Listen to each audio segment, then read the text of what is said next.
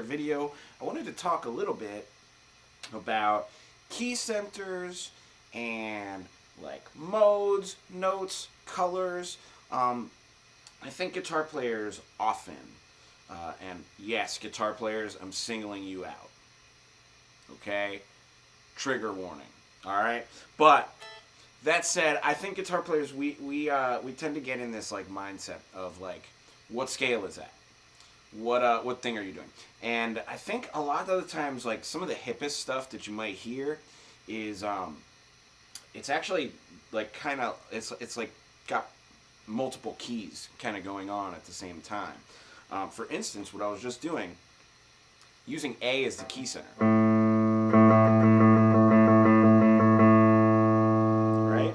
Now if I play like that first cluster that I did, well, here's what I'm doing. I'm going to show you those specific ones that I'm doing here for this video. But if I'm playing A, this is my root, this is my center, key center. Then up here I'm playing, that's fret 13 on the third string, 10 on the second, 12 on the first. Kind of a spicy little shape, and this is the shape I'm using for most of this, okay? But if I analyze that against that, I've got major 7, I've got root, this is just the octave, and this is fifth, a power chord. Then the second shape, I just take that same thing, cluster, move it down 2 frets. So now I have this. So again, A is my key center. Now I've got fret 11 on the third string, fret 8 on the second string, and fret 10 on the first string. But what's really cool is now if I analyze this, right? This is root, major 6, flat 7. So I was playing major 7, I was playing that, and now I'm playing this note. And those are big clash notes, but what's cool is that I've created a movement in my progression. That's what makes the thing cool. The next one, 2 more frets down. So this is fret 9, 6, 8. With A in the bass again. Now analyze those. We have natural 5, so it's like a power chord. We have flat 6.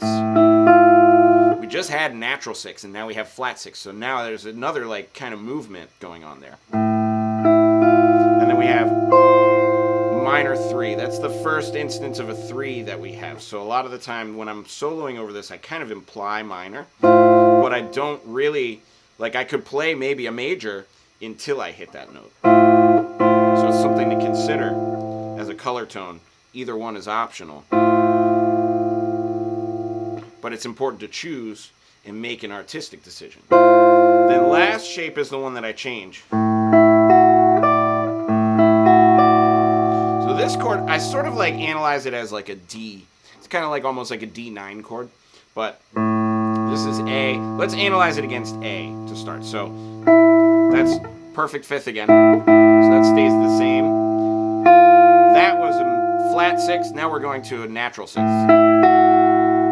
And 4th or the 11th. But I think that this note takes on kind of like root property. So if I analyze it against that, this is like root, 3rd, 9, 5th in the bass. But now, going through that now,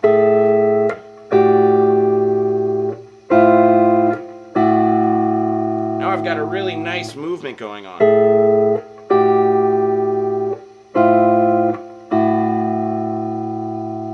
And when I'm soloing around that, again, I try to like use those as like fodder for what I'm gonna play. So like this, it's like a major 7, it's got a natural 5 to it. That means I could have a flat 3.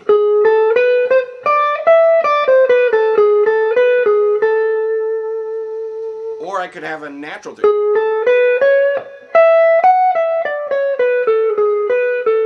By the way, if you want to know about this stuff, go to my website, MusicMakerLessons.com. There's packets with like all kinds of scales and some tools, and I even have a bunch of ear training lessons over there. So if you go in and do the full pro plan there, it's actually just the basic plan. You'll get ear training lessons and all of that. But that said, that works over that as well. Then moving here, now I have to now consider my A. I have like 6 and 7. I kind of see that as like A mixolydian or A Dorian.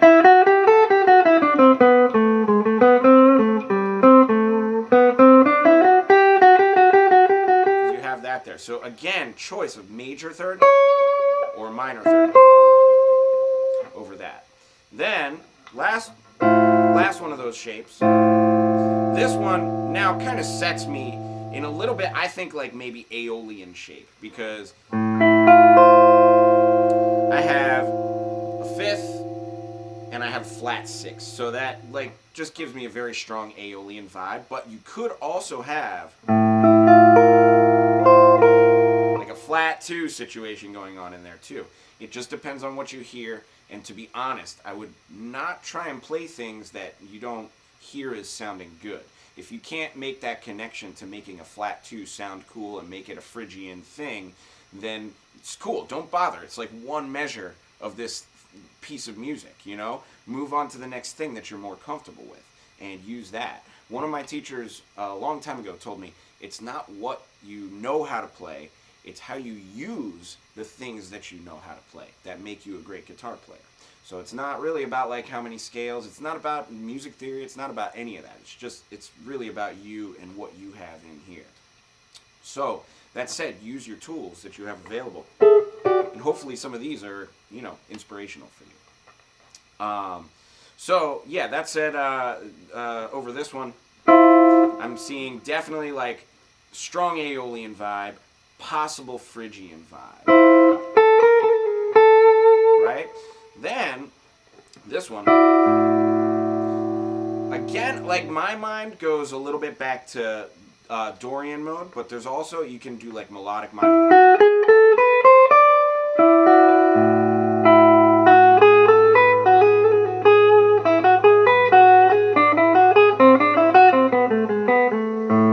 Right, so that's all kind of like available territory for you to play with as well. So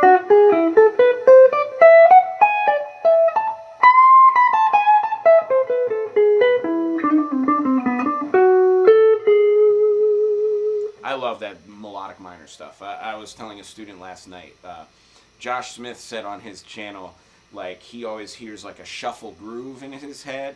And for me, I have a groove in my head. I'm not going to talk about it now, but I have like a modality in my head as well, and it's melodic minor.